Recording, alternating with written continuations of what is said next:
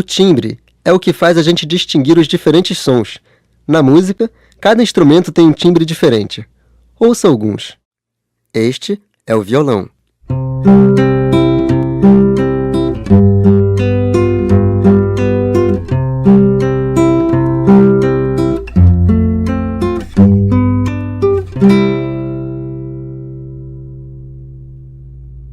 Guitarra.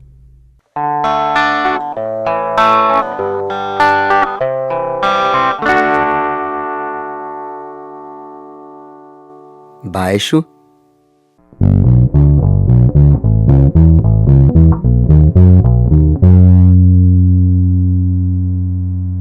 Piano.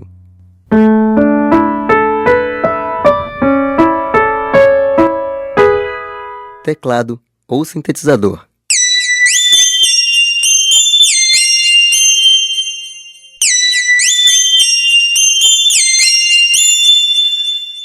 Violino.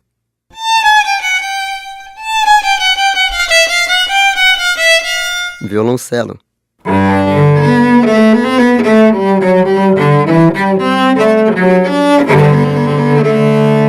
Trompete. E flauta transversa.